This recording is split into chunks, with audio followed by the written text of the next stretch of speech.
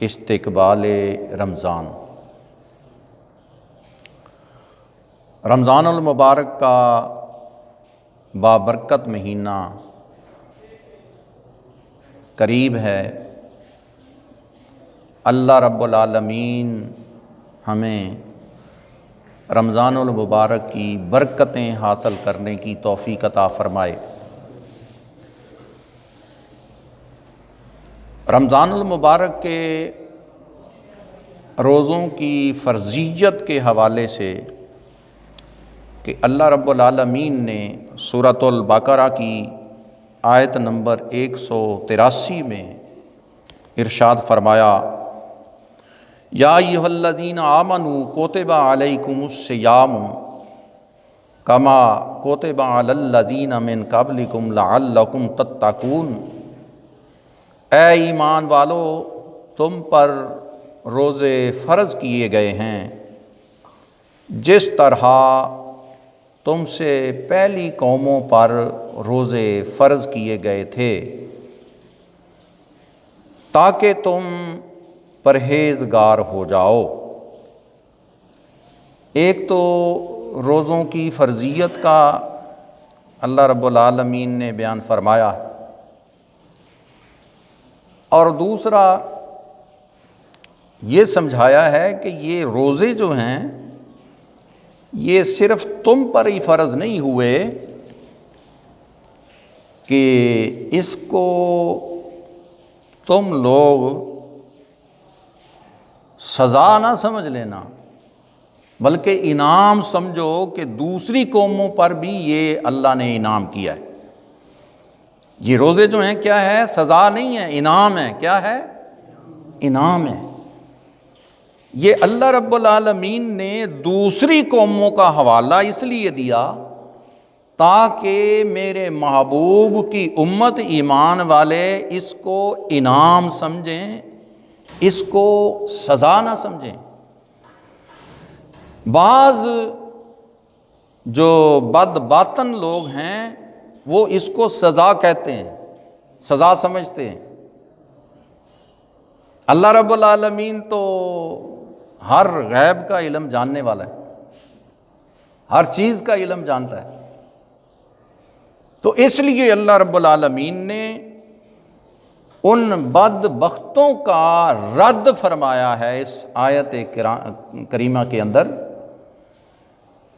کہ بد باطن لوگ، بدبخت لوگ جو ہوں گے وہ اس کو سزا سمجھیں گے، اور جو نیک لوگ ہوں گے، جو کامل ایمان والے ہوں گے، اس کو انعام سمجھیں گے۔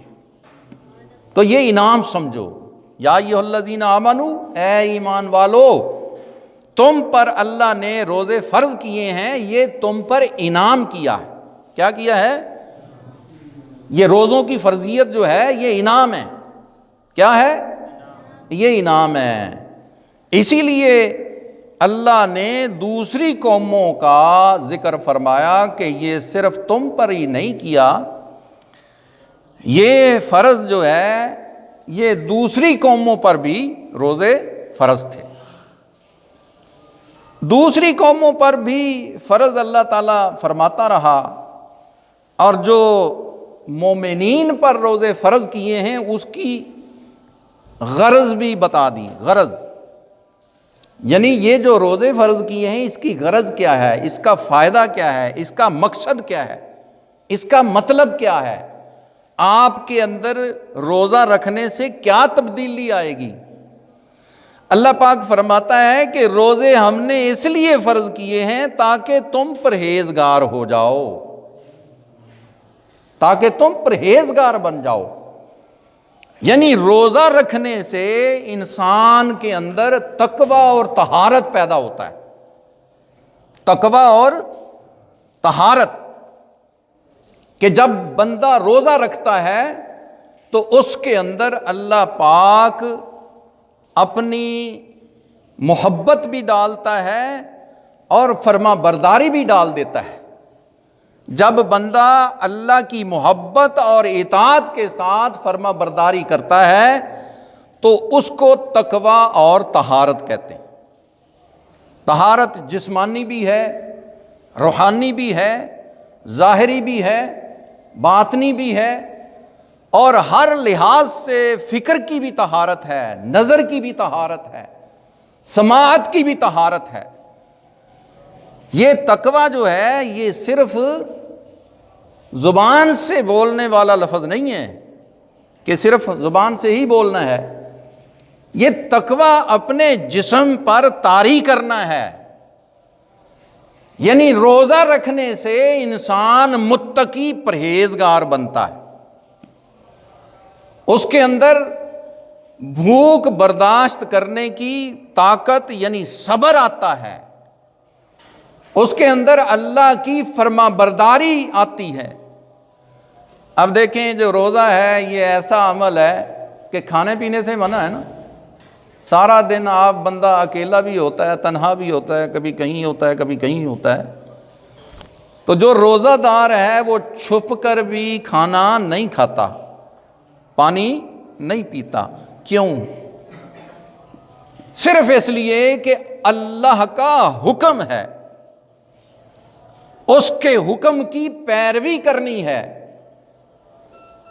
اور اس کا حکم ماننا ہے، اس کے اوپر عمل کرنا ہے، اور عمل پیرا رہنے سے تقویٰ اور طہارت پیدا ہوتی ہے۔ یہ تو ہے غرض۔ نبی کریم صلی اللہ علیہ وسلم کی ایک یا دو احادیث مبارکہ عرض کروں گا۔ سرکار دو عالم صلی اللہ علیہ وسلم نے ارشاد فرمایا، روزوں کی فضیلت کے حساب سے عرض کرتا ہوں، سرکار دو عالم صلی اللہ علیہ وسلم سے حضرت ابو ہریرہ رضی اللہ تعالی عنہ روایت کرتے ہیں، قال من صام رمضان ایمانا و احتسابا غفر له ما تقدم من ذنبه۔ حضرت ابو ہریرہ رضی اللہ تعالی عنہ یہ بیان کرتے ہیں، روایت کہتے ہیں کہ محبوب علیہ الصلاۃ والسلام نے ارشاد فرمایا، من صام رمضان، جس نے رمضان کے روزے رکھے، ایمانا و احتسابا، ایمان کے ساتھ اور اپنا احتساب کرتے ہوئے۔ اپنا احتساب، اس پر خود احتسابی پر ایک بیان پہلے ہو چکا ہے۔ خود احتسابی کہ اپنی برائیوں کو ختم کرنے کی کوشش کرنا، خود احتسابی اللہ رب العالمین کے احکامات پر عمل کرنے کی کوشش کرنا، اپنے آپ پر یہ غور و فکر کرنا کہ میں اللہ کا کتنا فرما بردار ہوں اور کتنا نافرمان ہوں، کون سی باتوں میں میں نافرمانی کرتا ہوں اور کون سی باتوں میں اللہ کی فرما برداری کرتا ہوں، یعنی کون سے اللہ کے احکام ایسے ہیں کہ جن پر میں عمل پیرا ہوں اور کون سے ایسے ہیں کہ جن پر میں عمل پیرا نہیں بلکہ اللہ کے حکم کے خلاف میرا عمل ہے۔ جو بندہ اپنے عمل کو اللہ اور اس کے رسول کے حکم کے مطابق پروان چڑھانے کی کوشش میں لگا رہتا ہے، اس عمل کو خود احتسابی کہتے ہیں۔ اس عمل کو کیا کہتے ہیں؟ خود احتسابی۔ تو جو خود احتسابی کے ساتھ، ایمان کی دولت کے ساتھ جو بندہ رمضان المبارک کے روزے رکھتا ہے، تو محبوب علیہ الصلاۃ والسلام نے ارشاد فرمایا، غفر لہ ما تقدم من ذنبہ، تو اس کے پچھلے تمام گناہ معاف کر دیے جاتے ہیں۔ یہ محبوب علیہ الصلاۃ والسلام نے اس حدیث مبارکہ میں روزے ایمان کی حالت اور خود احتسابی کی حالت میں روزے رکھنے والوں کے لیے یہ خوشخبری دی ہے کہ اس کے جو پچھلے جتنے بھی گناہ ہیں سب معاف کر دیے جاتے ہیں۔ اب یہ کوئی چھوٹی خوشخبری تھوڑی ہے، یہ کوئی چھوٹی بات تھوڑی ہے۔ آپ اندازہ کریں کہ ہم کتنے ہم سے بلنڈر ہو جاتے ہیں، گناہ ہوتے ہیں، کوتاہیاں ہوتی ہیں اللہ کی فرما برداری میں، اور اللہ کی نافرمانیاں ہو جاتی ہیں۔ بعض اوقات بعض لوگوں سے کفریہ کلمات زبان سے نکل جاتے ہیں اور بڑے بڑے گناہ ہو جاتے ہیں۔ تو محبوب علیہ الصلوۃ والسلام نے فرمایا کہ جو رمضان کے روزے رکھتا ہے، اپنی خود احتسابی کرتا ہے، اللہ سے معافی مانگتا ہے اور ایمان کامل رکھتا ہے، تو اللہ تعالیٰ اس کے تمام پچھلے گناہ معاف فرما دیتا ہے۔ یہ دیکھیں کتنی بڑی سعادت ہے رمضان المبارک کے روزوں کی۔ دوسری حدیث مبارکہ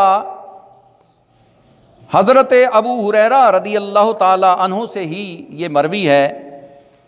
اس حدیث میں فرمایا قال اذا جاء رمضان فتحت ابواب الجنت۔ یہ رمضان المبارک کی برکتیں محبوب علیہ الصلوۃ والسلام ارشاد فرما رہے ہیں۔ پیارے محبوب علیہ الصلوۃ والسلام نے فرمایا کہ جب رمضان آتا ہے تو کھول دیے جاتے ہیں دروازے جنت کے، تمام جنت کے دروازے کھول دیے جاتے ہیں۔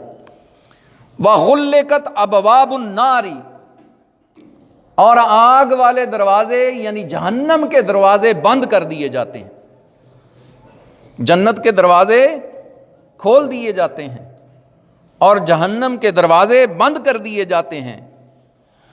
وَصُفِّدَتِ الشَّيَاطِينُ، اور جو شیطان جتنے بھی ہیں تمام شیاطین کو قید کر دیا جاتا ہے۔ یعنی یہ کتنا برکتوں والا مہینہ ہے ایمان والوں کے لیے، مومنوں کے لیے، کہ جنت کے دروازے کھول دیے جاتے ہیں اور جہنم کے دروازے بند کر دیے جاتے ہیں۔ اور پھر جو انسان کا کھلا دشمن ہے، جو انسان کا واضح دشمن ہے، جو شیطان ہے اور اس کے جتنے بھی شیاطین شتونگڑے ہیں، ان تمام کو قید کر دیا جاتا ہے۔ آپ اندازہ کریں کہ انسان کے لیے یہ مہینہ رمضان المبارک کا مسلمان کے لیے ایک کتنا ہی برکتوں اور عظمتوں والا مہینہ ہے، کہ اس مہینے کی یہ برکت بھی ہے کہ شیاطین جو انسان کو بہکانے میں، اللہ کی نافرمانی میں لگائے رکھتے ہیں، ان تمام کو قید کر دیا جاتا ہے، تاکہ سرکار دو عالم صلی اللہ علیہ وسلم کے امتی جو ہیں، جو مومنین ہیں، وہ اپنے روزے سکون سے آرام سے رکھ سکیں۔ ہیں جی، شیاطین بندھے ہوئے ہوتے ہیں، لیکن شیاطین کے جو اعمال ہیں ان کی تاثیر اتنی ہو چکی ہوتی ہے بعض لوگوں کے اندر کہ وہ رمضان المبارک کے باوجود، شیاطین بندھے ہوئے ہونے کے باوجود، وہ برے عمل کرتے رہتے ہیں۔ یہ ان کی بدبختی ہے، یہ بد نصیبی ہے، یہ خوش بختی ہے ایمان والوں کی کہ اس مہینے میں شیطان بندھے ہوئے ہوتے ہیں، قید میں ہوتے ہیں، اور ورگلانے والے شیاطین نہیں ہوتے، لیکن پھر بھی جو ایسے بد باطن لوگ ہوتے ہیں یا سیاہ دل والے لوگ ہوتے ہیں، ان کا دل مستقل طور پر جن کا سیاہ ہو چکا ہوتا ہے وہ ادھر نہیں آتے، یا وہ سچی توبہ نہیں کرتے، یا اللہ رب العالمین کی طرف سے ان پر مہر لگ چکی ہے، تو ان کو اللہ تعالیٰ توفیق نہیں عطا کرتا۔ تو یہ حدیث مبارکہ جو ہے اس کے اندر یہ رمضان المبارک کے مہینے کی برکتیں بیان فرمائی ہیں نبی پاک صلی اللہ علیہ وسلم نے۔ یعنی کتنی برکتیں ہیں ایک تو یہ برکت ہے کہ جب رمضان المبارک کا مہینہ شروع ہوتا ہے جنت کے دروازے کھول دیے جاتے ہیں۔ کہہ دو سبحان اللہ، یہ بھی تواڈے واسطے فائدہ ہو جائے گا نا جی۔ دوسری برکت کہ جہنم کے دروازے بند کر دیے جاتے ہیں۔ اور تیسری جو سب سے بڑی برکت ہے وہ یہ ہے کہ شیطان کو قید کر دیا جاتا ہے۔ جو آپ کا دشمن ہے، جو آپ کو نیکیاں نہیں کرنے دیتا، جو آپ کو اللہ کی محبت کی طرف نہیں آنے دیتا، جو مسجد کی طرف نہیں آنے دیتا، جو نماز کی طرف نہیں آنے دیتا، جو قرآن کی طرف نہیں آنے دیتا، جو دین کی سمجھ کے لیے، دین کا علم سیکھنے کے لیے نہیں آنے دیتا، اس کو بند کر دیا جاتا ہے۔ جو آپ کا دشمن ہے اس کو قید کر دیا جاتا ہے۔ اور مسلمان کے لیے اس سے بڑی اور خوشخبری اور خوشی کی بات کون سی ہوگی کہ اگر کسی کا دشمن قید ہو جائے تو اس سے بڑی خوشی کیا ہوتی ہے کہ جس دشمن سے تمہارا ایمان خطرے میں تھا، اللہ رب العالمین نے اس مہینے کی برکت کی وجہ سے آپ کے اس دشمن کو قید کر دیا جس کی وجہ سے آپ کا ایمان خطرے میں تھا۔ اب ایک مہینہ آپ کا ایمان خطرے میں نہیں ہے، پورا مہینہ رمضان المبارک کا شیطان آپ کو نہیں بہکائے گا، شیطان آپ کو نہیں ورگلائے گا، لیکن آپ کے جو توہمات ہیں، آپ کے وہم جو ہیں، آپ کی فکر جو ہے، آپ کی سوچ جو ہے، اگر دین کی طرف آ جائے تو پھر رمضان المبارک کی تمام برکتیں اللہ تعالیٰ آپ کو عطا کرتا ہے۔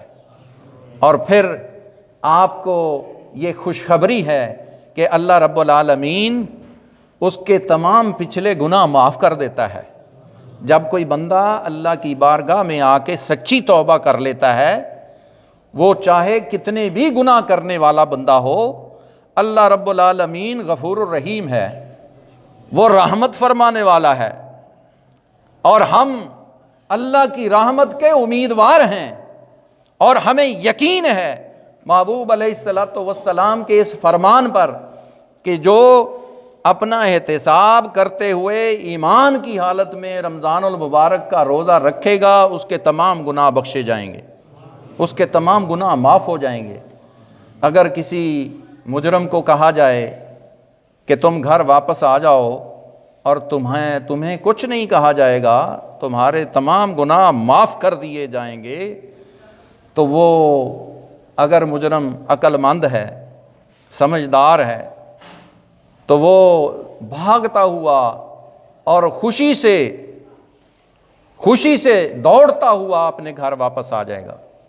تو اللہ رب العالمین کی طرف سے یہ سمجھ لیں آپ کو خوشخبری ہے۔ محبوب علیہ الصلوۃ والسلام نے یہ خوشخبری سنائی ہے کہ رمضان المبارک کے مہینے کے جو روزے رکھتا ہے اس کے تمام گناہ اللہ تعالیٰ معاف فرما دیتا ہے۔ میرے دوستو، یہ رمضان المبارک کا مہینہ اللہ پاک ہم سب کو نصیب فرمائے۔ یہ 2-4 دن باقی ہیں۔ دیکھیں، زندگی کا کوئی پتہ نہیں ہے، کسی کا بھی کوئی علم نہیں ہے کہ کسی کو زندگی اللہ تعالیٰ کتنی عطا کرتا ہے۔ جن کو یہ سال میسر آئے تو وہ رمضان المبارک کے روزے نہ چھوڑے۔ تو آج اللہ کی بارگاہ میں ہم حاضر ہیں، اور رمضان المبارک عن قریب ہی پیر کو یا منگل کو شاید روزہ ہو جائے، منگل کو یا بدھ کو، یہ قریب ہی ہے، 2-3 دن ہیں باقی۔ تو کوشش کر لیں کہ جو آپ کے کام کاج ہیں، فالتو جو بازار کے چکر ہیں، ان سے بچیں۔ پہلے رمضان المبارک سے پہلے بازار سے جو خریداری کرنی ہے، کوئی کپڑے خریدنے ہیں، کوئی سامان خریدنا ہے، تو رمضان المبارک میں پھر بازار کے چکر نہ لگائیں بلکہ مسجد کے چکر لگائیں۔ محبوب علیہ الصلوۃ والسلام نے ارشاد فرمایا کہ دنیا کے اندر جو بہترین جگہ ہے وہ مسجد ہے، بہترین جگہ کون سی ہے؟ اور حضور نبی پاک صلی اللہ علیہ وسلم نے ارشاد فرمایا کہ دنیا کے اندر بدترین جگہ جو ہے وہ بازار ہے، بدترین جگہ ہے، یعنی اس سے بازار میں برائیاں ہی برائیاں ہیں۔ اب یہاں پر آپ تشریف لے آئے ہیں، آپ کا یہاں پر بیٹھنا بھی نیکی ہے، آپ کا قدم مسجد کے اندر رکھتے ہی نیکیاں ہی نیکیاں شروع ہو گئی ہیں۔ آپ جتنا سن رہے ہیں، جتنا بیٹھ رہے ہیں، جتنا یہاں پہ سنتیں پڑھیں گے، فرض پڑھیں گے، نوافل پڑھیں گے، دعائیں کریں گے، ذکر کریں گے، تو اس سے مسجد نبی پاک صلی اللہ علیہ وسلم کے فرمان کے مطابق اس سے بہترین جگہ اور کون سی ہو سکتی ہے کہ جس کی وجہ سے ہمارے نامہ اعمال کے اندر نیکیاں ہی نیکیاں لکھی جا رہی ہیں۔ ہم جب سے آ کر بیٹھے ہیں تو ہمارے نامہ اعمال میں نیکیاں ہی نیکیاں لکھی جاتی ہیں، اور بازار بدترین جگہ اس لیے فرمائی کہ وہاں پر برائیاں ہی برائیاں ہوتی ہیں۔ نیک بندہ بھی جاتا ہے تو اس کی برائیوں سے بچنا بہت مشکل ہوتا ہے، بد نگاہی ہوتی ہے، جھوٹ ہوتا ہے، دھوکہ ہوتا ہے، فریب ہوتا ہے، فراڈ ہوتا ہے۔ وہاں پر بازار کے اندر ٹھیک ہے تجارت اللہ اور اللہ کے رسول کا حکم ہے، وہ چند لوگ ہیں جو اللہ اور اس کے رسول کے حکم کے مطابق تجارت کرتے ہیں، ورنہ آپ لوگ مجھ سے زیادہ بہتر جانتے ہیں بازار کا حال کیا ہے۔ اس لیے رمضان المبارک میں روزہ رکھ کر بازار کے چکر کم لگائیں، مسجد کے چکر زیادہ لگائیں، تاکہ ہمارا نامہ اعمال جو ہے اس میں یہ لکھا جائے کہ یہ بازار کم گیا ہے، مسجد زیادہ آیا ہے، روزوں کے اندر مسجد زیادہ آیا ہے، یا اللہ تیرا ذکر اس نے زیادہ کیا ہے۔ یہ 5 وقت جو اللہ تعالیٰ نے مومنین پر نمازیں فرض کی ہیں، یہ اسی لیے کی ہیں کہ اپنے محبوب کی امت کو بخشنے کا ایک بہانہ ہے، ورنہ اللہ کو کیا ضرورت ہے ہماری عبادات کا؟ وہ محتاج نہیں ہے، ہم محتاج ہیں۔ تو میرے دوستو، آج ہم یہ عہد کرتے ہیں انشاءاللہ اس رمضان المبارک کا کوئی بھی روزہ نہیں چھوڑیں گے، پورے روزے رکھیں گے، بازار کے چکر کم از کم لگائیں گے، اور مسجد میں انشاءاللہ جہاں جہاں بھی آپ کا محلہ ہے، گھر ہے، جو قریبی مسجد ہے وہاں پر جا کر تراویحاں بھی پڑھیں گے، اور کم از کم صبح اٹھ کے نماز فجر سے پہلے یا نماز فجر کے بعد کم از کم ایک صفحہ قرآن پاک کا ضرور پڑھیں گے۔